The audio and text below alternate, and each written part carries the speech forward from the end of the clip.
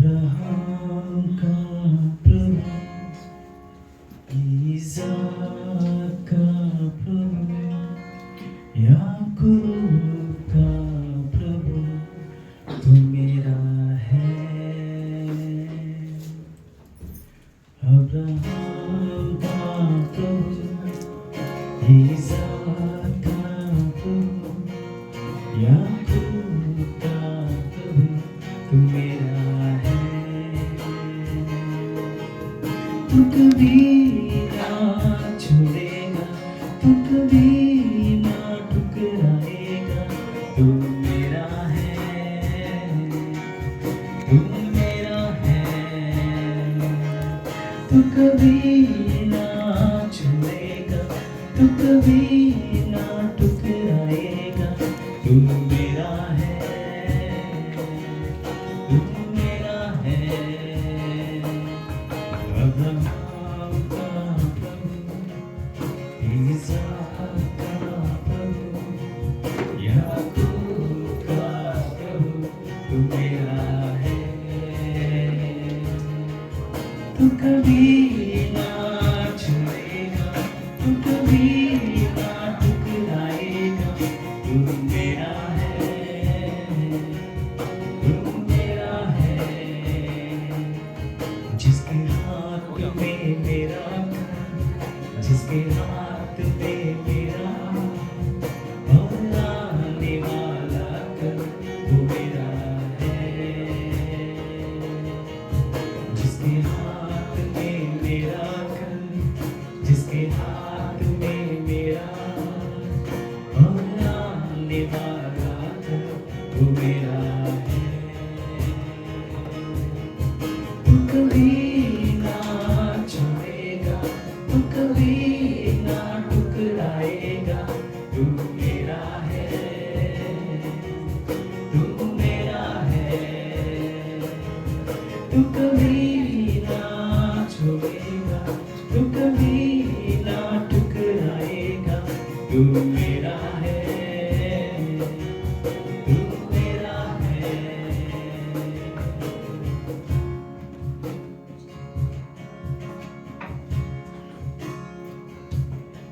नदियाँ मुझे डुबा न सके,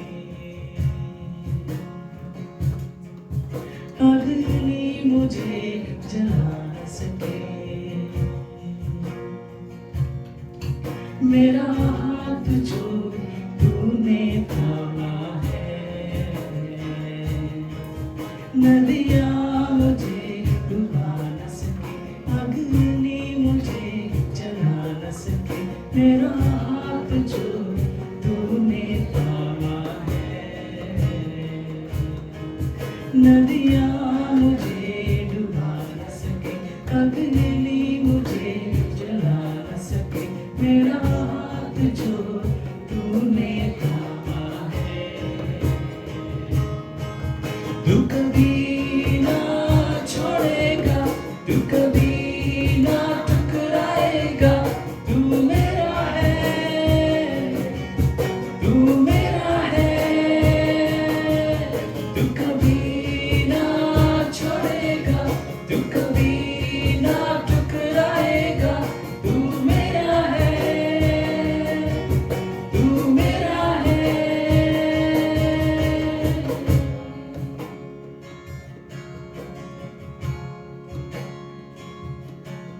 अब्राहम का प्रभु, इसहाक का प्रभु, याकूब का प्रभु, तू मेरा है। अब्राहम का प्रभु, इसहाक का प्रभु, याकूब का प्रभु, तू मेरा है। तू कभी ना छोड़ेगा, तू कभी ना ठुकराएगा, तू मेरा है, तू मेरा है। तू कभी ना छोड़ेगा, तू कभी ना ठुकराएगा, तू मेरा है, तू मेरा है।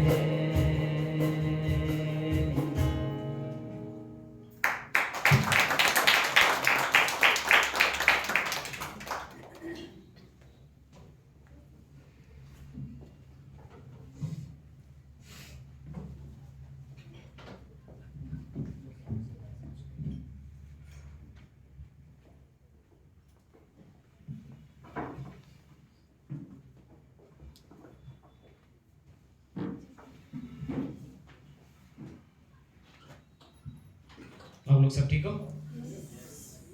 Yes, okay, good. परमेश्वर के भवन में आप सभी को देखकर हम एक दूसरे को मिलकर आप बड़ा आनंद होता है। आई डोंट नो बाकी दिनों में, बट हम संडे को आते हैं इस समय में हम जानते हैं कि एक आत्मिक परिवार है, राइट? परमेश्वर ने हमें इस जगह पे आज के दिन में समय पे इस जगह पे रहने के लिए निश्चित करवाया है। थैंक यू आप सभी का आने के लिए। सो परमेश्वर हम सभी से बातें करना चाहता है और ये अद्भुत भवन है जहाँ पर हम जानते हैं कि अब हम एक भूखे हृदय से आए हैं। परमेश्वर जरूर हमें कुछ देगा। हम में से हर किसी के लिए, मेरे लिए, आप सभी के लिए परमेश्वर कुछ ना कुछ वचन रखता है, राइट? सो जो वचन मैं आपके सामने पढ़ना चाहूंगा वो एक्चुअली एक पूरा पैराग्राफ है, एक पूरी कहानी है। सो मरकुस के 10वें अध्याय में वो कहानी, मैं पूरी कहानी पढ़ूंगा नहीं, लगभग 6-7 पंक्तियों की ये कहानी है। एक अंधे बर्तिमाई, जो हिंदी में नाम है, अंधे बर्तिमाई के जो दृष्टांत, जो दृष्टिदान है, उसको एक्चुअली यीशु मसीह इस अंधे को जो चंगाई करता है और वो देखता है, उसके विषय में ये कहानी है। बट जैसे जैसे हम लोग कहानी में जाएंगे, मैं कुछ चीज़ें में भी आपके साथ छोटे समय के लिए कुछ बांट सकता हूँ। ओके, सो होता ये है कि इस कहानी में ऑब्वियसली आप 46वीं पंक्ति से आप देखते हो तो यीशु मसीह यहाँ पर विवाह के बारे में, बाकी चीज़ों के विषय में बहुत सारे संदेश दे रहा है लोगों को एक तरीके से। ओके, वो वैसे प्रचार कर रहा है जैसे आमतौर पर वो करता था, और इस जगह पर वो ट्रैवल कर रहा है, यरीहो की ओर जा रहा है, और जब यरीहो की ओर जा रहा है और पूरी भीड़ उसके साथ में है, उस भीड़ के बीच में से वहां पे एक अंधा व्यक्ति है जिसका नाम है बर्तिमाई, राइट? सो उसका नाम है, ये रियल सच्चाई कहानी है। अंधा व्यक्ति वहां पर भिखारी, एक्चुअली अंधा भिखारी जिसका नाम बर्तिमाई है।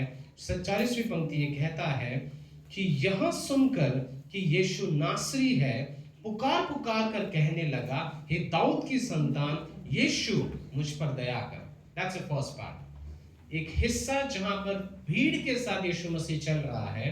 ओके, और फिर उस भीड़ के बीच में से चलते हुए कोई एक भिखारी है जहां पर उसे चिल्ला चिल्ला कर, पुकार पुकार कर, इसका कहने का मतलब है कि ऑब्वियसली वो देख नहीं सकता क्योंकि वो अंधा है, लेकिन जस्ट उसने सुन लिया कि यीशु नासरी जो है दाऊद की संतान, क्योंकि यशाया के 35वें अध्याय 5वीं पंक्ति में लगभग पहले भविष्यवाणी हुई थी कि एक मसीहा आएगा, दाऊद का पुत्र जो मसीहा होगा, और वह कई अंधों को दृष्टि देगा। इस बात का शायद इस व्यक्ति को पता, कई चमत्कार जो लोगों के जीवन में उसने किया है उस बात को वो जानता था, और उस जगह पर वो चिल्ला चिल्ला कर, पुकार पुकार कर कहता है कि हे दाऊद की संतान, हे दाऊद की संतान मुझ पर दया कर। और फिर यही एक पंक्ति जहां पर जिस एक एक पंक्ति के बाद अगर मैं कुछ कह सकूं, वह यहाँ पर 47 में कहते हैं कि ये यीशु नासरी है, और वो कहता है कि हे यीशु मुझ पर दया कर।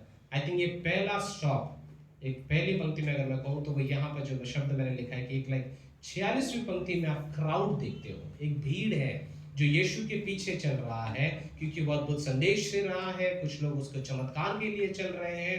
बट इस क्राउड के बीच में 47वीं पंक्ति में एक कॉल आता है, एक व्यक्ति है जो एक अंधा है, जो बुलावट देता है और वो कहता है कि यीशु यीशु मुझ पर दया कर। आई वॉज थिंकिंग मैं जैसे सोच रहा था कि इस भीड़ के बीच में भी सिर्फ क्योंकि ये व्यक्ति जानता था कि यीशु मसीह कोई वो मसीहा है जो सच में उसको दृष्टि देगा और दे सकता है, इस रास्ते पे जाने वाले कार्य के बारे में सोच रहा था। यीशु मसीह के आजू बाजू भीड़ बहुत है, बट ये कितनी अद्भुत बात है कि यीशु मसीह किसी को बोलते ना अननोटिस नहीं करता जब ये इस बात के विषय में बातें होती है। इवन याद है लुका के आई थिंक इस अध्याय जहाँ पर वो स्त्री जिसको 12 वर्ष से बहने का ब्लड का इशू था, उसको वो बीमारी थी, वो एक्चुअली यरीहो की बेटी को ठीक करने के लिए जाता है, पर जब ऑन द वे वो चलता ही रहता है, वो प्लान नहीं था एक तरीके से चंगाई करने का, कोई प्लान नहीं था कि मैं उस स्त्री को चंगाई दूंगा। लेकिन जब वो यात्रा ही कर रहा होता है, स्त्री सोचती है कि ये यीशु है, अगर इसको मैंने छू भी लिया तो मैं चंगी हो जाऊंगी। एक तरीके से वो जो योजना थी वो थी यरीहो की बेटी को चंगाई देने की, बट ऑन द वे किसी ने विश्वास उसे दिखाया और विश्वास से छुआ तो वो खुद चंगी हो गई। आप देख सकते हो इस एस्पेक्ट को, जहां पर आई थिंक मैं इस जगह पे जैसे कह सकता हूँ ना कि इस व्यक्ति को ना, इस भिखारी को ये पता था कि जीसस इन सब के लिए सेलिब्रिटी जैसा हो सकता है, इन सब के लिए वीआईपी पर्सन जैसा हो सकता है, लेकिन मैं इस आदमी को बुला सकता हूँ, मैं कॉल कर सकता हूँ, मैं उसे बुला सकता हूँ, और वो मुझे पता है कि गॉड जीसस हमारे लिए वीआईपी नहीं है, वो हमें वीआईपी जैसा ट्रीट करता है, राइट? अब बाइबल पढ़ो, आपको पता है कि वो मुझे बहुत, you are very important person, हम सभी से कहता है कि तुम वीआईपी हो मेरे लिए, हम में से हर किसी से, राइट? हम सब जानते हैं इस बात को। इस जगह पर इस बात को हम समझ सकते हैं, राइट? कहीं ना कहीं पर जीवन के कोई भी मुद्दे में हो, आई थिंक मत्ती का 15वां अध्याय 13वीं पंक्ति जिस तरीके से कहता है कि कई सारे लोग जो रोग से पीड़ित थे, जो जो किसी भी तकलीफ में थे, वो यीशु के पास आए और उसने उन सभी को चंगा किया। आई थिंक एक वर्स जहाँ पे दूसरी जगह पे सब लगभग दूसरे वर्जन में ये कहता है कि जो भी उसके पास आया उसने किसी को टर्न अवे नहीं किया। जो भी किसी रिक्वेस्ट के साथ आया, यीशु ने कभी किसी को नकारा नहीं, राइट? वो तो इनविटेशन देता है उल्टा। नेक्स्ट पंक्ति में 46वीं पंक्ति में आप इस बात को देखोगे, उसके बुलाहट को वही कहता है कि मुझे करुणा चाहिए, मुझ पर दया कर। हम में से हर किसी ने इस जगह पर कहा है, जहाँ कहीं भी हम जिस किसी भी जगह से आए हैं, हम जानते हैं एक समय था हमारे जीवन में जहाँ पर हम भी उस व्यक्ति के समान थे, उस अंधे व्यक्ति के समान थे, और हमने कहा कि यीशु मुझ पर दया कर, हम हमारे मेरे परिवार पर दया कर। शायद वो बीमारी हो सकती है, शायद वो तकलीफें हो सकती है, शायद वो आर्थिक परिस्थिति थी, शायद कुछ और चीजें थी, बट एक समय आया जहाँ पर हमने ये कहा कि परमेश्वर हम पर दया कर। और हम इस बात को जानते हैं, आज हम कमरे में इसलिए हैं क्योंकि हमने यीशु को विश्वास योग्य पाया उस दिन। उसने कहा कि मैं तुम्हारी सुनता हूँ, राइट? उसने उस बात को सुना। बट इस कहानी में लगभग पहली चीज होने के बाद मुझे ये हिस्सा ज्यादा पसंद है इस जगह पर, जहां पर 47वीं पंक्ति में बुलावट तो देता है वो व्यक्ति, वो भिखारी कहता है कि दाऊद की संतान मुझ पर दया कर, प्लीज मुझ पर दया कर। बट 48वीं पंक्ति में जो शब्द कहता है, बहुतों ने उसे डांटा कि चुप हो जा। This is where comments comes. 46वीं पंक्ति में एक क्राउड है, 47वीं पंक्ति में आप उसकी कॉल को देखते हो, 48वीं पंक्ति में एक कमेंट्स आ गए हैं जहां पर लोग उससे ये कह रहे हैं कि शांत हो जा, चुप हो जा। लाइक एक तरीके से आप सही चीज कर रहे हो, आप जानते हो कि ये परमेश्वर के पास आपको जाना जरूरी है, और यीशु मसीह भी खुला आमंत्रण देकर तुम्हें तैयार करने लाइक रेडी है कि तुम्हें एक्सेप्ट करे, बट ऑपोजिशन आता है। हम जानते हैं कि सबसे पहला अगर कोई हमारे विरोध में खड़ा होता है तो वो शैतान होता है, जहां पर वो नहीं चाहता कि हम उसके पीछे चले, राइट? हम सब ने इस चीज को अनुभव किया, मुझे अकेले को नहीं कहने की जरूरत नहीं है। हम में से हर किसी के परिवार के सदस्यों ने, फैमिली, स्पेशली फैमिली, सबसे ज्यादा कमेंट वहां से आता है, राइट? मेरे डैड हमेशा कहते हैं कि मैं यीशु पे विश्वास कर सकता हूँ, मैं करना चाहता हूँ, लेकिन समाज क्या कहेगा? मैं सबसे बड़ा हूँ मेरे घर में, समाज क्या कहेगा? Comments, right? यहां तक कि ये तो अविश्वास की बात कही मेरे पिताजी के बारे में, बट जो विश्वासी तक है, आपको वो भी जहां पर मिलेंगे जहां पर मैं परमेश्वर के पास जाने के लिए कुछ निर्णय लेता हूं, कुछ लोग आकर ये जरूर कहेंगे, हम भी तो चल जाते लेकिन तेरे जैसे नहीं जाते 3 बार हफ्ते में, राइट? हम लोग संडे जाएंगे, हम लोग बुधवार जाएंगे, हम गुरुवार को बाइबल स्टडी है, वहाँ पे बाइबल कॉलेज होता है, हमारे बॉयज जलाइक जितने भी लोग यहाँ पे फेथफुल हैं, सब जानते हैं कि वो जाते हैं, फिर सैटरडे क्लास में जाते हैं, फिर वापस संडे आते हैं, 1 ही 2 दिन छुट्टी का मिलता है, उस दिन भी घर पे आराम करके आप नहीं जा सकते। It's like that, right? कितने सारे इवन विश्वासी जो ये कहते हैं कि हम भी तो जाते हैं, लेकिन तुम इतनी बार क्यों जाते हो? ये कमेंट्स जो लोगों के पीछे चलने से हमें रोकते हैं एक तरीके से, right? But I love the response. मुझे यहाँ पे इसका प्रत्युत्तर पसंद आता है इस व्यक्ति का, जहां पर वो एक्चुअली में इस पंक्ति में जैसे कहता है ना कि डांट कर बोला कि चुप हो जा, तब भी एक जो वर्जन है वो इस तरीके से कहता है कि वह और जोर से चिल्ला के कहने लगा कि ये दाऊद की संतान मुझ पर ठहर जा। मानो ऐसा लगता है कि लाइक जब लोगों ने उसे रोका, उसने और चिल्लाकर कहने लगा, नहीं, हे दाऊद की संतान सुन, मुझ पर दया कर। और चिल्ला कर उसने ये कहा। आई थिंक ये एक स्टोरी है जहां पर परमेश्वर हम सभी का इवन आदर करता है, और इस व्यक्ति ने भी कहा, चाहे लोगों के कमेंट्स कुछ भी हो, मुझे पता है कि कोई है जो मुझे दृष्टि दे सकता है, मुझे पता है कोई है जो मुझे जीवन दे सकता है, और मैं उसके पीछे चलना चाहता हूँ। हम सब इस कमरे में बैठे, हम जानते हैं कि ये कमेंट्स आए थे हमारे जीवन में भी, बट हमने कहा कि नहीं, हम उसके पीछे चलना चाहते हैं।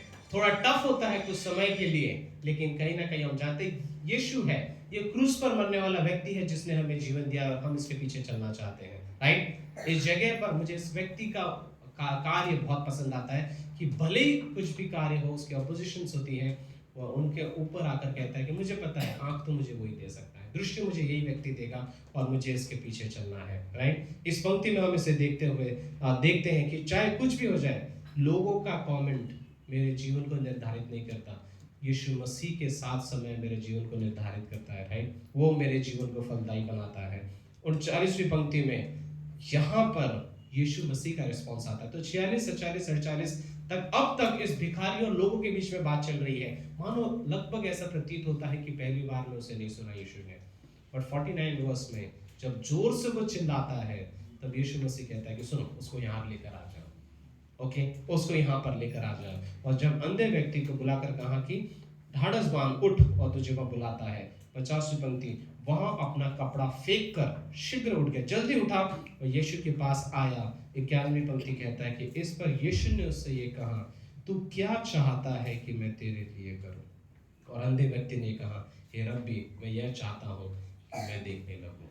लाइक इस जगह पर जहां पर पहली बुलाहट में नहीं, चार्ल्स स्पर्जन इस तरीके से कहते हैं कि लाइक इवन आई थिंक ये अगर ये हम हिस्सा कह सके तो ये लगभग प्रार्थना वाला हिस्सा है, जहां पर हम ये जानते हैं कि पहली बार में ही उसकी उसकी विनती मानो लगभग ना सुनी गई हो, लेकिन दूसरी बार जब वह और जोरों से चिल्लाया क्योंकि उसकी प्रार्थना पहुंच नहीं रही थी यीशु मसीह तक, इस बार यीशु मसीह कहता है कि सुनो, उसे यहाँ पर लेकर आओ। और जब उसे बुलावा आया, वो सब कुछ छोड़ छाड़ कर भागा वहां पर। उसकी आवाज को सुनकर वो जहाँ जरूर वो लड़खड़ाया होगा, गिरा होगा, चीजें हुई होंगी, पर जब यीशु के पास आया, उसने यीशु मसीह ने उससे एक क्वेश्चन पूछा, राइट, तू क्या चाहता मैं तेरे लिए करूं?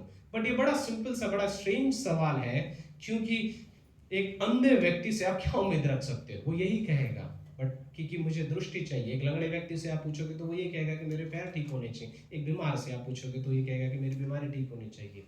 बट फिर भी यीशु मसीह जगह पर उसे क्वेश्चन करता है, what do you want me to do? I think ये सवाल हम सबसे भी पूछ सकते हैं। गॉड यीशु मसीह पूछता है हम सबसे, क्योंकि कई बार हमारे मांगने से यीशु मसीह प्रसन्न होता है, हमारे अंगीकार में हमारा विश्वास जाहिर होता है। अगली पंक्ति में जहाँ पर यीशु मसीह से ये कहता है कि सुन बेटे, एक तरीके से तेरे विश्वास ने ही, अंधे व्यक्ति ने कहा कि मैं देखना चाहता हूँ, यीशु ने उससे कहा ठीक है। वह यहाँ पर हिंदी में जैसे कहता है, चला जा, तेरे विश्वास ने तुझे चंगा कर दिया है।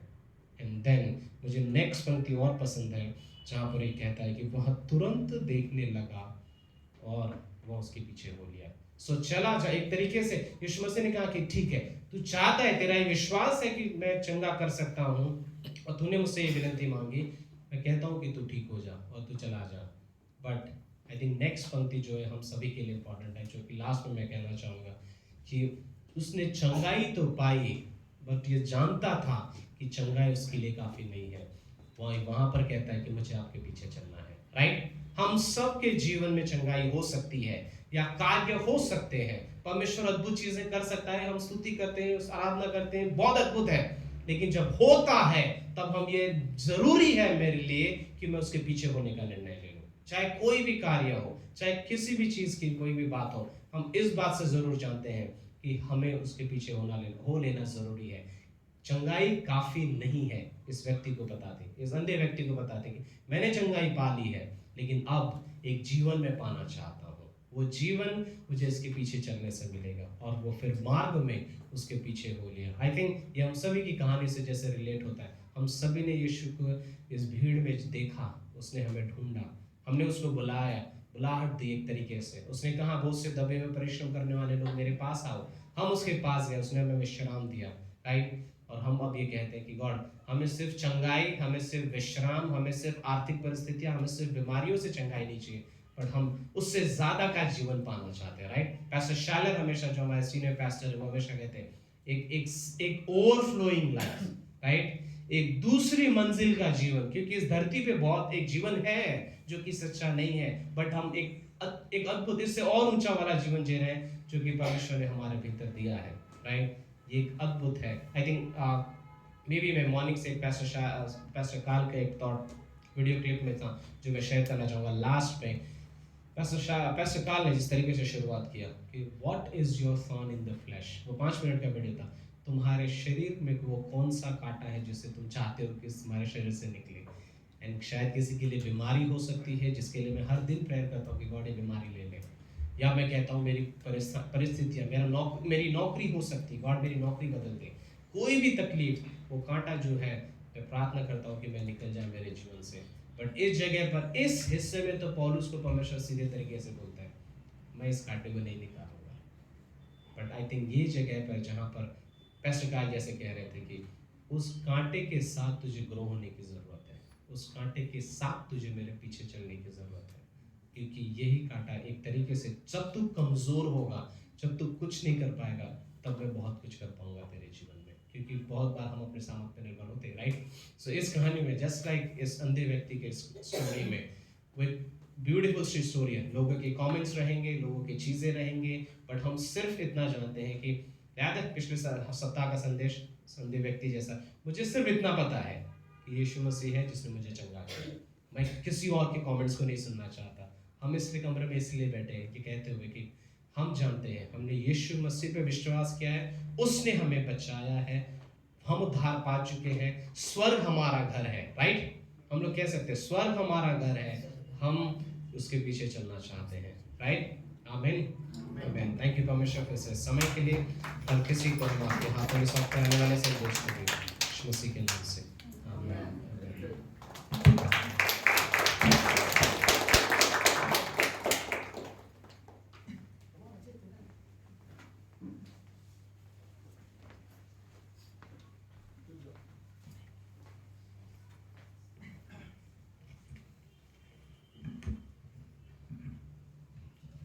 एक बार लोग पहले से देरी है।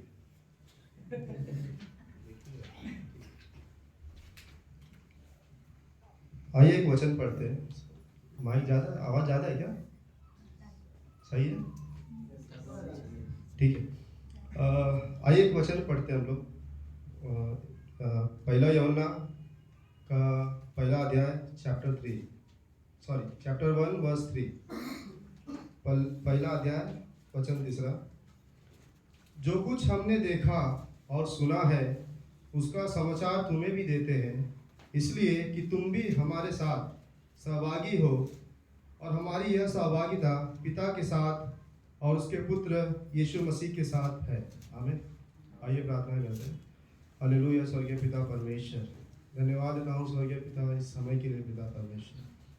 धन्यवाद देता हूँ स्वर्गीय पिता इस वचन के लिए पिता परमेश्वर, और हमें यहाँ और उपस्थित किया प्रभु। धन्यवाद देता हूँ पिता। प्रार्थना करता हूँ प्रभु कि हम सभी को बुद्धि ज्ञान से भरे समझ दे प्रभु, कि जो भी वचन आए हम उसे समझ सके पिता, और उसके ऊपर चल सके प्रभु। बुद्धि और ज्ञान से भरे पिता, कि हम आपकी अगुवाई में चले पिता परमेश्वर। मैं ये प्रार्थना आपके पुत्र प्रभु यीशु मसीह के नाम से करता हूँ, आमीन। Good evening. आज वर्शिप बहुत जोश में हुआ क्या? चलो, राहुल का तो समझ में आता है, बिरयानी खा के आया था। आप लोग क्या खा के आए? मतलब या तो माइक का आवाज तेज था, ऐसा क्या? चलो अच्छा है, गुड। वर्शिप ऐसा ही होना चाहिए, क्योंकि हमारा जीवन जब से हम पैदा होते हैं तब मरने तक हमारा जीवन एक वर्शिप का जीवन होना चाहिए। हमारे कार्यों से, हमारे शब्दों से, हमारे विचारों से, हमारे बिहेवियर से, हमारे कैरेक्टर से, हमारे स्वभाव से हमारा जीवन वर्शिप का होना चाहिए।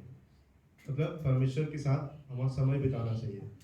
और रवि भाई क्या बात है, क्या मतलब मैं हमेशा, एक बार रवि भाई का गाना सुना था, इन्होंने वर्शिप किया था यहाँ पर आके खड़े होके, उनका आवाज़ से मैं खुश हो गया था। मतलब परमेश्वर ने जो उनको आवाज़ गिफ्ट दिया है वो परमेश्वर के लिए यूज़ कर रहे हैं, बहुत अच्छी बात है। क्योंकि देखो, परमेश्वर हमें गिफ्ट देता है ना, हम अगर उसका यूज़ नहीं करेंगे परमेश्वर के लिए, वो गिफ्ट हमारा दबते जाता है, और एक दिन ऐसा आता है कि वो ख़त्म ही हो जाता है। वो आपने कहानी सुना है ना, वो जो राजा होता है, किसी एक को एक टैलेंट देता है, किसी को 10 देता है, किसी को 5 देता है। जो यूज़ नहीं करता है उसका वो भी ले लेता है और दूसरे को दे देता है। तो अच्छी बात है, आप यूज़ कर रहे हो, करो। और गाना एक बहुत अच्छा लगा मुझे, जो तू प्यार का सागर है, अमेजिंग गाना है। मतलब एक बार मैं सुना था, जब भी वो गाना सुनता हूँ तो ऐसा लगता है जैसे कि परमेश्वर कितना प्यारा है। वो लिखा है, वो जो पैरा गाया हमने, कि उसके प्यार को हम माप नहीं सकते, राइट। जब मैं सोचता हूँ कि वो मुझे इतना प्यार करता है कि मुझे सुबह उठाता है, तो पता चलता है कि वो मुझे खिलाता भी है, पता चलता है कि वो मुझे संभालता भी है, और यही नहीं, पता चलता है कि वो मेरे लिए धरती पे भी आया, और इससे भी बड़ा वो मेरे लिए मरा। इससे बड़ा प्यार क्या कोई प्रूफ नहीं कर सकता। अगर आप किसी को बोलो कि तू मुझसे कितना प्यार करता है, ज़्यादा से ज़्यादा बोलेगा चांद तारे तोड़ के ला सकता है, और कुछ नहीं। लेकिन यीशु मसीह हमारे लिए मरा, ये प्यार है। तो आइए वचन की तरफ जाते हैं हम लोग। वचन में लिखा है, मैं बात करना चाहता हूँ सहभागिता, फेलोशिप के बारे में, जो हम यहाँ पे लिखा है, और हमारी यह सहभागिता, दूसरा लाइन पढ़ रहा हूँ, और हमारी यह सहभागिता पिता के साथ और उसके पुत्र यीशु मसीह के साथ है। हमारे लाइफ में फेलोशिप, सहभागिता बहुत ही इम्पोर्टेंट है, इतना महत्वपूर्ण है यह सहभागिता हमारे लिए, क्योंकि बिना सहभागिता के हम जी नहीं सकते अब हमारा आत्मिक जीवन। शैतान दो चीज से डरता है, शैतान दो चीज से कांपता है। एक है प्रार्थना, क्योंकि हम प्रार्थना जब करते हैं हम दिखाते हैं कि हम परमेश्वर के ऊपर डिपेंड हैं, परमेश्वर के ऊपर निर्भर है, और परमेश्वर हमसे खुश हो जाता है और हमारे चारों बाजू वो सुरक्षा कवच रखता है। तो न शैतान हमें छू सकता है, न शैतान हमें कुछ हानि पहुंचा सकता है। और दूसरा है फेलोशिप। फेलोशिप और प्रार्थना दोनों सिमिलर है, क्योंकि जब हम फेलोशिप करते हैं, जब हम प्रार्थना करते हैं तो फेलोशिप करते हैं, राइट। तो जब हम परमेश्वर के साथ फेलोशिप करते हैं, परमेश्वर के साथ सहभागिता रखते हैं, परमेश्वर खुश हो जाता है। और अगर एक राज की बात है, अगर आपको किसी चीज़ की ज़रूरत हो, अगर आपको किसी चीज़ की कमी हो, अगर आपको कोई चीज़ सता रही है, या फिर अगर आपको किसी चीज़ का डर है, तो आप एक चीज़ करो, परमेश्वर के साथ सहभागिता रखो। और परमेश्वर के साथ सहभागिता रखने में न सिर्फ शारीरिक भलाई है, पर आत्मिक और मानसिक भलाई भी है। तो परमेश्वर ने जब आदम और हवा को बनाया, इसलिए नहीं बनाया कि उसको एक दास चाहिए था जो उसकी सेवा करे। उसने आदम को इसलिए नहीं बनाया था कि वो चाहता था कि ये दुनिया को वो राज करे। वो इसलिए नहीं बनाया था कि चलो उसकी इच्छा हुई मनुष्य को बनाने की और बना दिया। परमेश्वर चाहता था कि वो मनुष्य के साथ सहभागिता रखे, क्योंकि उसके बिलियन मिलियन स्वर्गदूत है वहाँ पे जो उसकी सेवा कर सकते थे, उसका कार्य कर सकते थे, उसका प्रचार कर सकते थे। लेकिन परमेश्वर ने हमें चुना, हमें सहभागिता रखने के लिए, हमारे साथ सहभागिता रखने के लिए। पता है, जब आदम को बनाया परमेश्वर ने, उसके साथ रोज आता था बात करने के लिए, चल के सामने से चल के आता था उससे बात करने के लिए। कितना प्यार, कितना परमेश्वर हमसे चाहता है बात करना। अब अगर देखोगे पूरा बाइबल, होल बाइबल आप देखोगे, तो परमेश्वर आसमान से हमसे बातें किया। वो नहीं चाहता था कि हम दूर हो जाए, वो हमारे साथ संगति रखना चाहता था। उसके बाद हमने फिर भी ठुकराया उसको। फिर वो क्या किया, थोड़ा नीचे आ गया, एक बादल के खंभे में हमारी अगुवाई करता था, हमारे साथ रहता था। हमने फिर भी उसको हल्के में लिया, फिर भी उसने हमारा साथ नहीं चढ़ा। वो इतना आ गया नीचे कि वो तंबू में आके हमारे साथ रहने लगा, जमीन पे हमारे साथ। फिर भी हमने उसको उतना इम्पोर्टेंस नहीं दिया। और एक वक्त ऐसा आ गया कि वो हमारे बीच में आ गया यीशु मसीह के रूप में, और हमारे दिल में भी आ गया पवित्र आत्मा भर के। सोचो, परमेश्वर हमसे इतना चाहता है कि वो हमारे साथ सहभागिता रखे, वो हमसे इतना चाहता है कि वो हमारी रक्षा करे, हमारी देखभाल करे, क्योंकि वो हमसे प्यार करता है। हमें तो सहभागिता हमारे लिए इम्पोर्टेंट है। अगर हम सहभागिता नहीं रखते हैं परमेश्वर के साथ, तो हम संसार के लोगों से कुछ अंतर नहीं रहेगा हमारे और उनके बीच में, क्योंकि सहभागिता में ही सामर्थ्य है। पता है, मूसा जब परमेश्वर के साथ बातचीत करने जाता था, तो उसका वो चेहरा लोगों को दिखा नहीं पाता था। क्यों? क्योंकि उसका चेहरा चमकता था, राइट। उसका जो ग्लोरी, परमेश्वर का ग्लोरी, वो मूसा के चेहरे में चमकती थी, लोग देख के उसको छिपा लेते थे। आज परमेश्वर, अगर हम सहभागिता परमेश्वर के साथ रखते हैं, तो परमेश्वर का जो कैरेक्टर है, परमेश्वर का जो स्वभाव है, परमेश्वर की जो महिमा है, वो हमारे जरिए दिखनी चाहिए अगर हम सहभागिता रखते हैं तो। क्योंकि परमेश्वर हमसे इतना चाहता है कि बात करना, हमसे परमेश्वर इतना चाहता है कि वो हमारे साथ बातचीत करे, सहभागिता रखे, कि उसने अपने बेटे को भी कुर्बान कर दिया ताकि ये लोग मेरे पास आए और मेरे साथ फेलोशिप करें। हमें परमेश्वर के साथ सहभागिता रखना है। सहभागिता रखने के मैं कुछ फायदे बताता हूँ आपको, बताने की जरूरत नहीं है, आप लोगों को पता है, बट बात करते हैं। पहली बात तो ये है कि परमेश्वर के साथ सहभागिता रखने से हमें हमारा अनंत काल का जीवन हमें मिलता ही है। हनोक के बारे में कौन जानता है? हनोक के बारे में लिखा है, कुछ लिखा है, उसने परमेश्वर के लिए कार्य किया, उसने परमेश्वर की मतलब परमेश्वर का आराधना किया, परमेश्वर के लिए चमत्कार किए, कुछ लिखा है ऐसा? कुछ लिखा है, वो परमेश्वर के साथ साथ चलता है। और कैन यू इमेजिन, परमेश्वर ने उसको धरती से उठा लिया, मरने भी नहीं दिया परमेश्वर ने उसको। ये है फेलोशिप, परमेश्वर के साथ सहभागिता रखने का फायदा, हमारा फायदा, कि जब हम परमेश्वर के साथ चलते हैं, परमेश्वर के साथ सहभागिता रखते हैं, फेलोशिप रखते हैं, तो परमेश्वर हमें, मतलब बोलते हैं ना, तकलीफ में जाने नहीं देता है, परमेश्वर हमें उठा लेता है। ये परमेश्वर के साथ सहभागिता है। नुकसान मैं बताता हूँ। समझो एक, आपको प्रोडिगल सन के बारे में कहानी पता है? प्रोडिगल सन में क्या होता है, एक पिता होता है, दो पुत्र होते हैं। जो छोटा पुत्र होता है वो उसकी संपत्ति लेकर चला जाता है, राइट? संपत्ति लेकर चला जाता है, लेकिन ये चीज उससे इंपॉर्टेंट है कि वो अपने पिता की छाया में से दूर हो जाता है। उसके पास पैसा तो रहता है, पैसा क्या वो कमा नहीं सकता था? काम करके मजदूरी नहीं कर सकता था? कर सकता था ना। लेकिन जब वो पिता से दूर हुआ, उसको मुसीबतें आने लगी। आज हमारा लाइफ भी ऐसा ही है, सेम टू सेम उस पुत्र के जैसा ही। अगर हम परमेश्वर की उपस्थिति से दूर हो जाते हैं, परमेश्वर की सहभागिता से दूर हो जाते हैं, उसके साथ फेलोशिप नहीं करते हैं, तो हम भी उस पुत्र के जैसे हो जाते हैं। समझो एक अनाथ, जिसका ना कोई है, रखवाला है, ना कोई है। इसलिए हमें परमेश्वर के साथ सहभागिता रखना बहुत जरूरी है।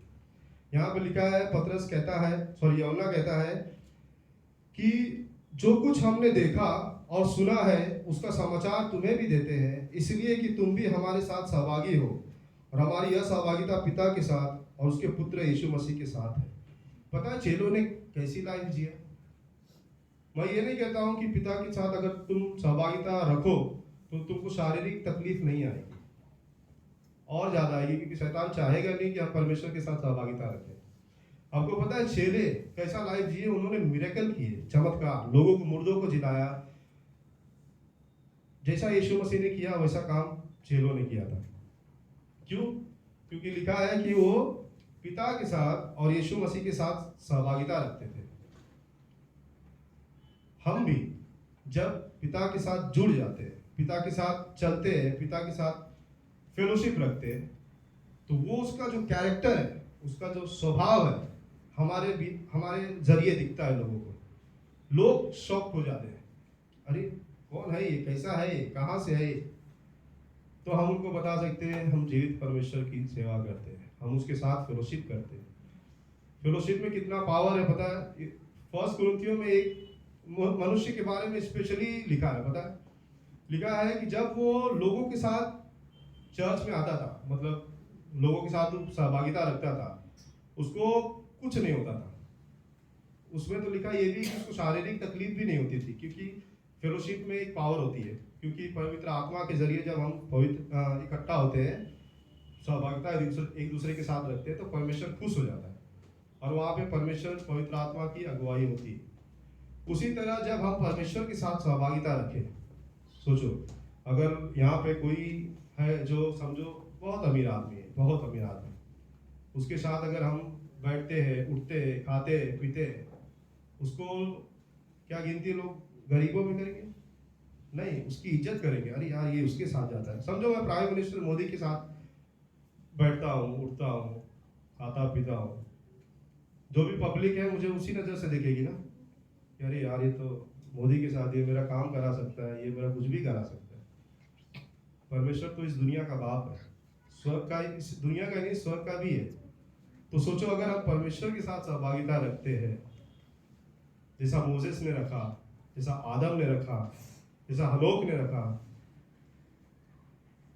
और परमेश्वर का जो चरित्र है, परमेश्वर का जो स्वभाव है उन लोगों के जीवन में दिखा, क्या हमारी लाइफ में नहीं दिखेगा? परमेश्वर बदलता नहीं है, राइट? परमेश्वर वही है। वो तो अभी भी, आज भी हमसे सहभागिता रखने की बहुत इच्छुक करता है, पता है? बहुत तड़पता है, काश ये मेरा बेटा आ जाए। हम दिन भर उठते हैं, चलो प्रार्थना कर लिया, वचन थोड़ा सा पढ़ लिया, पढ़ना है तो पढ़ना पड़ेगा। फिर पूरा दिन भर काम पे लग जाते हैं, फिर रात को थक कर आते हैं, अरे यार थक गया, अभी क्या, थोड़ा खाता हूँ, थोड़ा सो जाता हूँ। पूरे दिन में परमेश्वर ने एक ही चीज़ उम्मीद की होगी आपसे कि कब मेरे पास आएगा, कब मुझसे ये बातें करेगा, कब मुझसे ये सीखेगा कि क्या करना आगे, कब मुझसे ये पूछेगा कि क्या करना है आगे। पिता एक ही चीज़ हमसे उम्मीद करता है कि हम उसके साथ बातचीत करें, हम उसके साथ रहें और कुछ नहीं। पिता हमसे ये नहीं चाहता कि जा मेरे लिए कार्य कर, जा मेरे लिए ये कर, जा मेरे लिए वो कर, जा मेरे लिए ऐसा कर, कुछ नहीं कर चाहता। पर पिता चाहता है कि वो हमसे बात करे और मेरे साथ रहे। पिता की इच्छा यही है। वो हमसे इतना प्यार, सोचो ना, वो हमसे इतना प्यार किया कि अपने पुत्र यीशु मसीह को भी नहीं छोड़ा। उसने भेजा मेरे लिए कि ये चलो तू जा, मैं इनको चाहता हूँ, इनको मैं चाहता हूँ कि ये लोग मेरे पास है, क्या करूँ। यीशु मसीह को उन्होंने भेजा, और जब यीशु मसीह हमारे लिए मरा तो सीधा हमने कुछ किया क्या उद्धार पाने के लिए? कुछ किया? कुछ भी नहीं किया। सोचो, वो परमेश्वर इतना पवित्र है, इतना पवित्र है। हमने इतना पाप किया कि हमारा जरा सा भी हक नहीं है स्वर्ग में जाने का, जरा सा भी हक नहीं। लेकिन उसने हमसे इतना प्यार किया कि अपने इकलौते बेटे को कुर्बान किया। विजय भाई नहीं आए थे तो मैं एक उदाहरण देता था कि समझो एक बाप है, उसका बेटा, उसके बेटे को कोई मार रहा है, समझो बहुत ही बुरी तरीके से मार रहा है, उसका बाप क्या करेगा? चुपचाप देखेगा, चलो मार, ठीक है मार ले, जितना मारना है, बाद में तो तेरे को देख लूंगा, पुलिस को कंप्लेंट कर दूंगा, ऐसा कुछ बोलेगा? सीधा मतलब सामने वाले को बचाएगा ना, जिधर बचाएगा, या तो अगर हट्टा कट्टा रहा तो सीधा उसका हड्डी पसली तोड़ देगा, राइट। हमारे पिता को कितना अधिकार है। पिता पुत्र को देख रहा है मरते वक्त, उसको मारते वक्त, पीटते वक्त, कितना दर्द हुआ होगा उसको, फिर भी कुछ नहीं बोला। क्यों? उसने हमारे बारे में सोच रहा था, क्योंकि इसके लहू में ही इन लोग का प्राण, इन लोग का उद्धार छुपा है। फिर भी उसने कुछ नहीं बोला, क्योंकि वो चाहता था कि हम उसके साथ रहें। हमें तो मैं एक एग्जांपल देता हूँ। कल मैं कंपनी से आ रहा था, एक बच्चा मतलब मेरे पास आया, भीख मांगते हैं ना लोग, भीख मांगने लग गया। मैं मेरे दोस्त को पूछा तो बोला भाई क्यों भीख मांगते हैं, बेचारा बच्चा है। तो मेरा दोस्त क्या सही जवाब दिया उसने, ऐसे मतलब ऐसा संसारी जवाब दिया, लेकिन सही जवाब दिया उसने। बोला कि इसके माँ बाप है ही नहीं, और इसके माँ बाप बोलते ना, सोचो उसके माँ बाप अगर जिंदा होते, चाहते थे उसके बच्चे भीख मांगे? कोई माँ बाप चाहेगा कि उसका बच्चा भीख मांगे? एक बार मैंने गलती ऐसे ही किया था, करीब किसी के साथ शेयर नहीं किया, लेकिन आप लोग के साथ कर रहा हूँ। छठी में था या आई थिंक 7वीं में था, मुझे पता नहीं, लेकिन मेरी मम्मी ने मुझे बहुत मारा। बस गलती कुछ नहीं थी, गलती आप सोचोगे तो आप लोग हंसोगे। एक गलती से लाइट बंद हो गया था, और इतना मारा, वो भी हाथ से नहीं मारा था, बेलन से मारा था। सोचो हालत क्या होगी। तो मैं इतना गुस्सा आ गया था कि मैं घर से भाग गया था उस टाइम पे। और जस्ट इमेजिन, मैंने इधर कपड़ा भी नहीं था, बिना कपड़े के भागा था, बस हाफ पैंट पहना था, ऐसी बात नहीं, हाफ पैंट पहना था, बिना कपड़े के भागा था। और भाग के जोगेश्वरी स्टेशन के इधर ही गया था मैं। पूरा मेरे लिए नया था, क्योंकि गांव से मैं फर्स्ट टाइम आया था। पूरा मुंबई मेरे लिए नया था, कुछ पता नहीं, कुछ भी नहीं। करीब मैं एक दिन भागा था, आई थिंक सो, एक दिन भागा था। और अगले सुबह मुझे बहुत भूख लगी। पता है, कचरे में कचरा ही था, कचरा का डब्बा था इधर, उधर वो भेलपुरी वाला वो आता है ना, क्या वो कुरमुरा नहीं, शेव आता है, वो गिरा था, मैं वो खाया।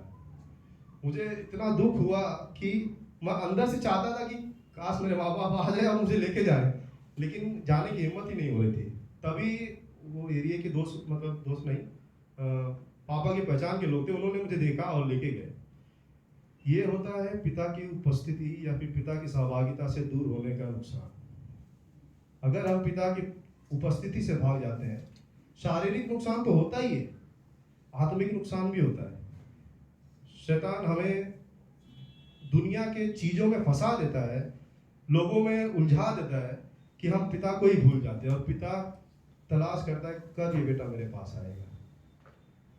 और सोचो अगर हम पिता के पास जाए, पिता कोई छोटा मोटा मोदी सरकार नहीं है, मतलब वो है दुनिया का सब कुछ देने वाला, हमारी चंगाई, हमें चंगाई देने वाला, हमारी ज़रूरतों को पूरी करने वाला, हमारी तकलीफ़ों को हरने वाला। वो बाइबल में लिखा है, सिर्फ ऐसे ही नहीं लिखा है हमें में कि वो मुझे चंगाई देता है, कि वो मुझे मेरी ज़रूरतों को पूरी करता है, वो मुझे अनाथ नहीं छोड़ता है, वो मेरी योजनाओं को सफल करता है, वो मेरा भविष्य परफेक्ट रखता है। वो ऐसे ही नहीं लिखा है। लिखा है जब हम उसकी उपस्थिति में चलते हैं ना, परमेश्वर ये हमें ऑटोमेटिकली दे देता है हमें, क्योंकि सब कुछ यहाँ तक कि जीवन का सोर्स भी वही है।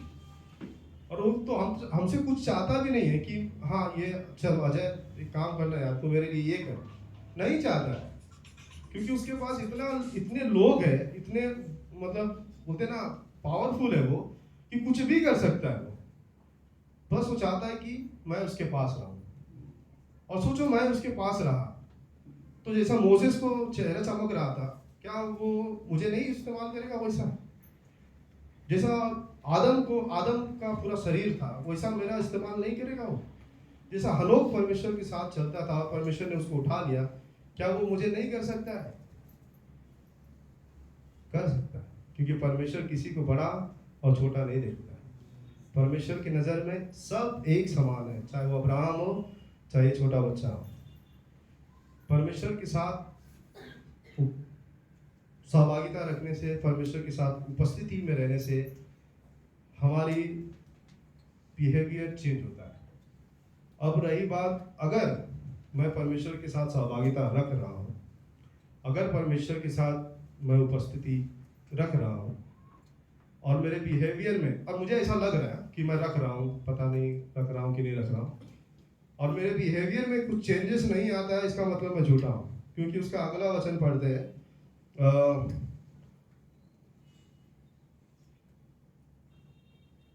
6, यदि हम कहें कि उसके साथ हमारी सहभागिता है और फिर अंधकार में चले तो हम झूठे हैं और सत्य पर नहीं चलते। अगर हम कहते हैं कि नहीं मैं परमेश्वर के साथ चलता हूँ, नहीं मेरी सहभागिता है परमेश्वर के साथ, और फिर भी मैं अंधकार में चल रहा हूँ, क्या लिखा वचन? कि हम झूठे हैं। अगर मैं कहूँ कि देखो मैं एग्जांपल देता हूँ, इसका मतलब ये नहीं कि मैं तुलना कर रहा हूँ, कि प्लीज़ गलत नहीं लेना। एक एग्जांपल लेता हूँ कि आप लोग समझो, ठीक है? अगर मैं मोदी के साथ उठता बैठता खाता पीता हूँ और फिर भी मैं रो रहा हूँ, यार कुछ पैसे ही नहीं मेरे पास, क्या करूँ, कुछ काम ही नहीं बन रहा है, तो लोग बोलेंगे क्या तू चूरन देता है, मतलब मोदी के साथ बैठता है, मोदी के साथ खाता पीता है। मोदी कोई छोटा मोटा आदमी है, इस देश को चलाने वाला आदमी है, राइट?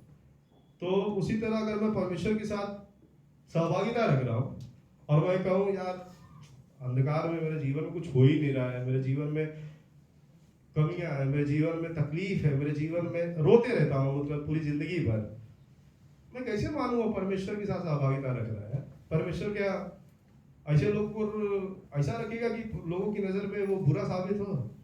नहीं। पता है परमेश्वर हमें, मुझे अभी कार दे सकता है, लेकिन अगर मुझे ज़रूरत हो तो, मतलब ज़रूरत का मतलब ये है कि समझो कि मैं परमेश्वर का वचन प्रचार करने जा रहा हूँ, परमेश्वर का कार्य करने जा रहा हूँ, और बहुत ज़रूरत है मुझे कार की, बहुत ज़रूरत है। कार के बिना समझो हो ही नहीं रहा मेरे लिए। परमेश्वर देगा भाई, उन लोगों की गवाही सुनो, परमेश्वर ने दिया है। अगर मेरी गवाही, मेरी गरीबी, लोगों के बीच तकलीफ आ रही, मतलब लोगों के बीच में रुकावट आ रही है, लोगों को इवेंजलिज्म देने में रुकावट आ रही है, परमेश्वर अमीर बनाएगा, क्यों नहीं बनाएगा परमेश्वर? लेकिन ऐसा नहीं है कि आप बिना अमीरी के आप इवेंजलिज्म कर ही नहीं सकते। परमेश्वर ने कई लोगों को रखा, इनफैक्ट अमीर लोग इवेंजलिज्म नहीं करते, राइट? सही बात है, बिल्डिंग के बाहर निकलते ही नहीं है, झोपड़ी में जाते ही नहीं है। हमें वो मौका दिया है कि हम जाके उन लोगों के बीच में वचन प्रचार करें, उन लोग को ज़रूरतें पूरी करें, उन लोग को गॉस्पल दे, गुड न्यूज़। गुड न्यूज़ सिर्फ यीशु मसीह के बारे में बताना नहीं है, उनकी जो ज़रूरतें हैं ना, ज़रूरतें वो प्रोवाइड करके यीशु मसीह के बारे में बताना, वो गुड न्यूज़ है। क्योंकि भूखे आदमी के लिए गुड न्यूज़ ये नहीं होगा कि हाँ यीशु मसीह मेरे लिए मरा, ऐसा किया ऐसा किया। एक बार खाना दे के देखो, तो आप 1 घंटा प्रीच करोगे, सुनने के लिए तैयार हो जाए। ठीक है, तो मैं ये बोल रहा था कि अगर मैं परमेश्वर के साथ उपस्थिति में चलता हूँ और फिर भी मेरे जीवन में तकलीफ आ रहा, अंधकार मतलब अंधकार में चल रहा हूँ, या फिर बोलते ना बहुत तकलीफ आ रहा है, तो मैं यकीन ही नहीं करूँगा कि परमेश्वर के साथ चल रहा है। आप ही सोचो ना कि अगर परमेश्वर के साथ में सहभागिता रख रहा हूँ, वो मेरे जीवन की देखभाल नहीं कर सकता है, क्या मतलब हुआ परमेश्वर के साथ सहभागिता रखने से, राइट? तो हमें परमेश्वर के साथ सहभागिता रखना है। दूसरी बात 7वां में, और यदि जैसा वह ज्योति में है वैसे ही हम भी ज्योति में चले तो एक दूसरे से सहभागिता रखते हैं, और उसके पुत्र यीशु का लहू हमें सब पापों से शुद्ध करता है। कितना अच्छा वचन है ये। पर यदि जैसा वह ज्योति में है वैसा ही हम भी ज्योति में चले तो एक दूसरे से सहभागिता रखते हैं, और उसके पुत्र यीशु का लहू हमें सब पापों से शुद्ध करता है। पता है पिता पवित्र है, पिता ज्योति है, पिता उजाला, बहुत कुछ लिखा है।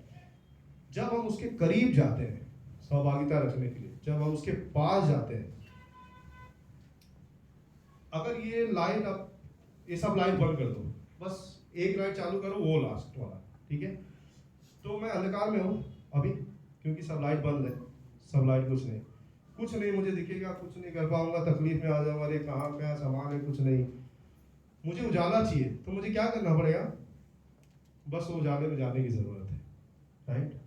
अगर मैं तकलीफ में चल रहा हूँ, अगर मैं अंधकार में जी रहा हूँ, तो मुझे क्या करना है? सीधा जो उजाला का सोर्स है, जो पाप को दूर करने वाला सोर्स है, जिसके लहू में उद्धार है, जिसके सामर्थ, जो हमें मुझे सामर्थ दे सकता है, जो मेरी जरूरत को पूरी कर सकता है, मुझे उसके पास जाना है। बस कुछ करना है, तकलीफ करना है, लिखा है काम करना है, लिखा है नहीं भाई अगर तुझे कुछ चाहिए तो भाई किसी से मांग, अगर कुछ चाहिए तो तुझे कहीं से लेना पड़ेगा, लिखा है ऐसा कुछ? लिखा है कि बस हमें उसकी सहभागिता में जाना है, फेलोशिप उसके साथ करना है, और एक बार फेलोशिप करते हैं तो हमें ऑटोमेटिकली मिल जाता है। और लिखा है कि जब हम एक दूसरे से सहभागिता रखते हैं, ये बिलीवर्स की बात हो रही है, जब हम एक दूसरे के साथ सहभागिता रखते हैं, उसके पुत्र यीशु का लहू हमें सब पापों से शुद्ध करता है। हमें अगर कोई, समझो हम ये बिलीवर लोग हैं, कोई एक अनबिलीवर हमारे बीच में आ जाता है, जिसने कभी विश्वास ही नहीं किया यीशु के मसीह के ऊपर, तो ये जो हमारी सहभागिता है ना, हमारी सहभागिता में पवित्र आत्मा उसके अंदर कार्य करने लगता है। क्यों? क्योंकि हम सहभागिता सिर्फ एक दूसरे से नहीं रखते हैं, हमारे बीच में पवित्र आत्मा रहता है, हमारे बीच में परमेश्वर रहता है, और वो परमेश्वर उसके व्यक्ति के जीवन में कार्य करने लगता है। ये होता है सहभागिता का पावर, कि एक सहभागिता परमेश्वर के साथ लोगों के जीवन को बदल देती है और लोगों के जीवन को आप उधार देती है। इसलिए हमें एक दूसरे के साथ फेलोशिप करना चाहिए, क्योंकि परमेश्वर कहता है कि जहाँ 2 या 3 मेरे नाम में एकत्रित हो, उनके बीच में मैं हूँ। परमेश्वर हमें कभी नहीं छोड़ता। जब हम उसके नाम से इकट्ठे होते हैं ना, तो परमेश्वर हमें अपने साथ रखता है। हमें तो इसलिए हमें फेलोशिप करना है परमेश्वर के साथ, डे बाय डे परमेश्वर के साथ। देखो, फेलोशिप का मतलब ये नहीं होता है कि आप सुबह उठो, घुटने पर जाओ और परमेश्वर से प्रार्थना करो, इस तरह का फेलोशिप ये नहीं, बिल्कुल भी नहीं। अगर आपको इस जरा सा आइडिया है कि फेलोशिप यही होता है, ऐसा कुछ भी नहीं है। फेलोशिप हमें 24 आवर्स परमेश्वर के साथ रखना है। लिखा है परमेश्वर, हम लोग परमेश्वर के साथ चलता था, कहीं लिखा कि वो घुटने पे जाता था, वो ये करता था। सोचो अपने लाइफ भर परमेश्वर के साथ चला, तो क्या घुटने पे गया होगा? तो क्या वो कुछ किया होगा कि नहीं यार परमेश्वर के साथ सहभागिता रखना है तो कुछ करना पड़ेगा? नहीं, ऐसा कुछ नहीं है। प्रार्थना भी हमारा एक, बोलते ना, वो फॉर्मेट बन चुका है, एक बोलते ना, एक फॉर्मूला बन चुका है कि हमें घुटने पे जाना है, मांगना है, हाथ जोड़ना है, मांगना है, वही जाके मिलेगा। ये सब बोलते ना, एक हो सकता है, मैं ये नहीं मना करूँगा कि नहीं है, लेकिन अगर आप परमेश्वर के साथ फेलोशिप रखना चाहते हो, बातचीत करना चाहते हो ना, सीधा बोलो, प्रभु मैं आपसे बातचीत करना चाहता हूँ। कहीं भी स्थिति में हो, कहीं भी हो, कुछ फर्क नहीं पड़ता है। परमेश्वर आपको देखेगा और आपके हृदय को देखेगा।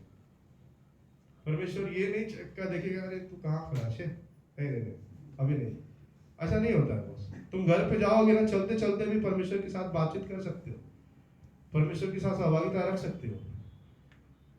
क्या उसने बोला आग बंद करके ही प्रार्थना करना तो सुनूंगा, नहीं तो नहीं सुनूंगा मैं। आप अपने पापा से कभी चॉकलेट या पैसा ऐसा कुछ मांगे रहेंगे, आग बंद करके पापा दो ना यार प्लीज, अभी चाहिए मुझे, ऐसा बोले रहेंगे कुछ नहीं ना बॉस। आँख खोल के भी बोल सकते हैं ना, कि आँख खोल के ही बोलना है, खोल के क्या, कि पिता मुझे ये चाहिए, मुझे ये दे।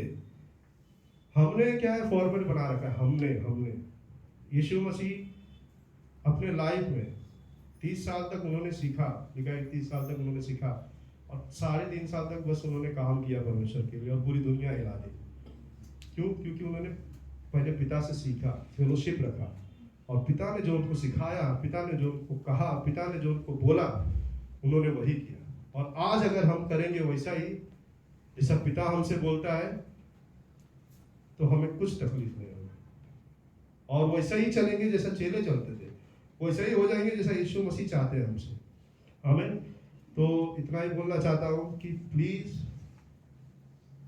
हर रोज हमें सिर्फ एक दूसरे के साथ ही नहीं, वो फेलोशिप रखना है जिसमें परमेश्वर हो, नहीं तो हमारा फेलोशिप व्यर्थ जाता है। हमें तो आइए हम प्रार्थना करें।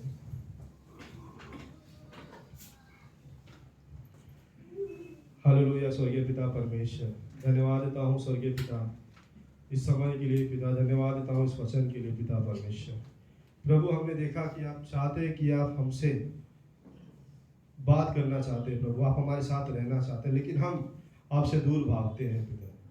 प्रभु हम पर दया कर पिता परमेश्वर, और हमें समझ दे प्रभु, पवित्र आत्मा के जरिए आप हमारी अगुवाई करें, पवित्र आत्मा के जरिए आप हमसे बात करें प्रभु, कि हम आपके साथ हर दिन उपस्थिति रखें पिता परमेश्वर, क्योंकि हम आपसे दूर नहीं रहना चाहते प्रभु, क्योंकि हम आपसे दूर रहकर कुछ नहीं कर पाएंगे पिता। हम चाहते हैं प्रभु कि हम आपके साथ रहें, आपके पास रहें प्रभु, और जो आप चाहते हैं वो हम आपसे सुने प्रभु, और वही करें पिता। हम आपसे विनती करते हैं प्रभु कि प्लीज मेरे जीवन को आप अपनी ओर खींच ले पिता, और मेरे जीवन को आप उस तरह चलाएं जैसा आप मूसा के साथ चलते थे, जैसा आप आदम के साथ चलते थे, जैसा आप हनोक के साथ चलते थे। आप मेरे साथ भी चले, हमारे साथ चले पिता, क्योंकि हमारे जीवन में आपकी ज़रूरत है पिता परमेश्वर। हमारे जीवन में, हमारे वॉक में, हमारे आत्मा में आपकी ज़रूरत है पिता। हम आपसे अलग होकर कुछ नहीं कर सकते पिता परमेश्वर। प्लीज़ पिता हमें अगुवाई दें, हमें बुद्धि ज्ञान से भरे, कि हर रोज़ हम आपके साथ सहभागिता रख सकें।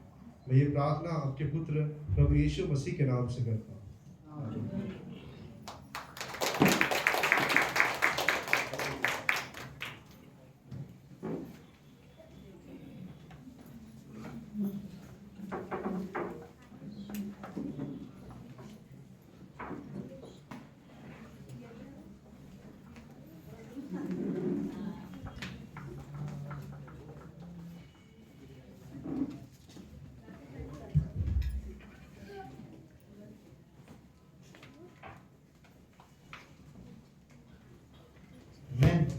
मैसेज रियली अच्छा था।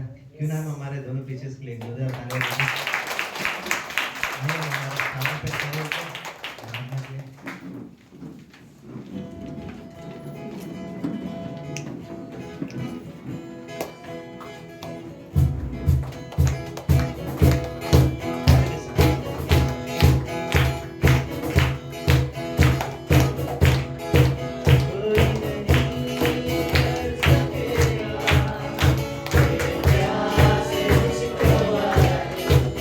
कोई नहीं दे सके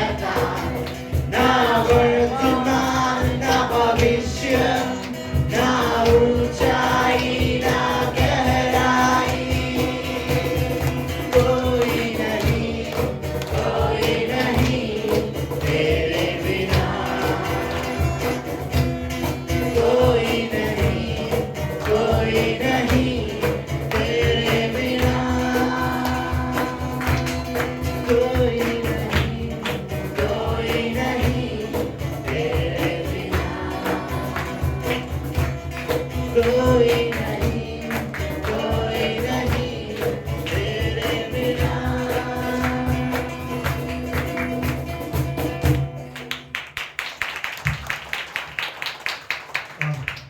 संदेश सच में अच्छा था, राइट। तो लेट्स थोड़ा सा याद करते हैं हमने क्या सुना। पहले संदेश से सूरज के मुझे एक लाइन अच्छी लगी, जब यीशु मसीह ने पूछा तुम क्या चाहते हो मैं तुम्हारे लिए करूं, राइट। पता नहीं कभी आपके जीवन में ऐसा सवाल आया क्या, राइट। या ठीक है सवाल ना भी आया, क्या कभी अपने अकेले में परमेश्वर से जब बात किया हो तब आपने परमेश्वर को बताया कि आपको क्या चाहिए, क्योंकि परमेश्वर बोलता है मांग तो मैं दूंगा, राइट। और मुझे दूसरा चीज़ बड़ा अच्छा लगा, जब चंगाई मिली तो उसने क्या बोला, अब मैं तेरे पीछे चलना चाहता हूँ। एक चीज़ अच्छा है, जो यीशु मसीह को एक बार जानते हैं तो उसके बाद डिसीजन लेते हैं कि मुझे उसके पीछे चलना है, राइट। अगर आप सच में जानते हो यीशु मसीह कौन है, उसने क्या किया है, और आप यीशु मसीह को मजाक में नहीं लेते हो, या क्रिश्चियनिटी को आप मजाक में नहीं लेते हो, या बाइबल को या चर्च को आप लाइटली नहीं लेते हो, तो आप ये डिसीजन ले सकते हो, परमेश्वर के लिए बोल सकते हो कि मैं तेरे पीछे चलना चाहता हूँ, राइट। मैं अपना क्रूस उठाऊंगा, मैं तेरे पीछे चलूंगा, राइट। वो अंधा व्यक्ति बोलना चाहता है, अगर मैं देख रहा हूँ तो तेरे वजह से अब मैं तेरे पीछे चलना चाहता हूँ। इसका मतलब रियली कभी आपने सोचा कि आप यीशु मसीह के पीछे चलना चाहते हो? हाँ, कौन चलना चाहते हैं यीशु मसीह के पीछे? चल ही रहे गुड।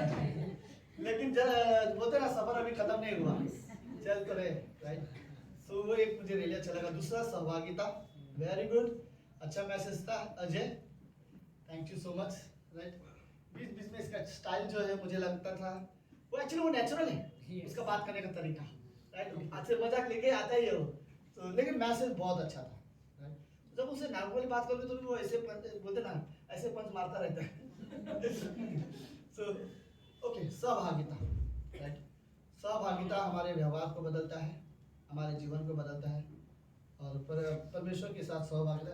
और उसने शुरुआत में अच्छा बोला कि परमेश्वर की व्यवहार से आराधना होनी चाहिए, बर्ताव से आराधना होनी चाहिए, चाल चलन से आराधना होनी चाहिए, सोच विचार के साथ परमेश्वर की आराधना होनी चाहिए।